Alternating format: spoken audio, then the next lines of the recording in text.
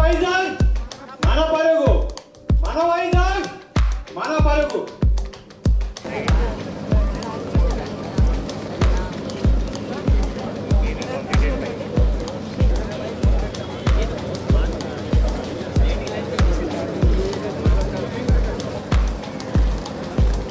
Congratulations, sir.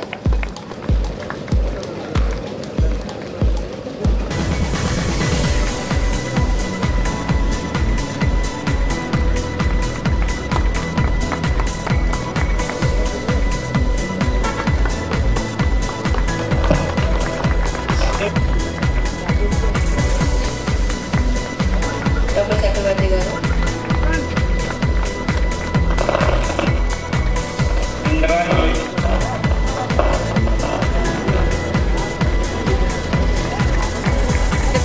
ప్రతి year LV Prasad eye institute రెటినోబ్లాస్టోమాకి awareness పెంచడం కోసం చేస్తాము. ఇయర్ మేము 4th ఎడిషన్ చేస్తున్నాము.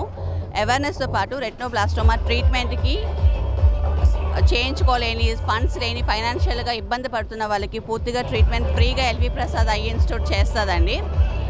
రెటినోబ్లాస్టోమా మోస్ట్ కామన్లీ కిడ్స్లో <3 years పిల్లల్లో ఎక్కువగా వస్తుంది. మోస్ట్లీ వైట్ రిఫ్లెక్స్ అనే దాంతో వస్తుంది. వైట్ రిఫ్లెక్స్ అందుకే మేము వైట్తోన్ అని పెట్టాము.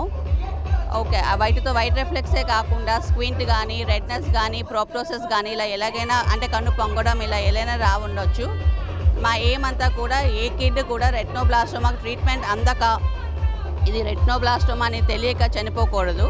We also ask pediatricians and gynecologists every newborn before discharge eye examination complete గా చేపించి డిశ్చార్జ్ చేయండి. And thank you. Hi viewers, Vizag vision channel ని సబ్స్క్రైబ్ చేసుకోండి. మా ఛానల్ అందిస్తున్న జాతీయ అంతర్జాతీయ స్థాయి వార్తా విశేషాలు నోటిఫికేషన్స్ కోసం ఇక్కడ కనిపిస్తున్న బెల్ ఐకాన్ ని క్లిక్ చేయండి.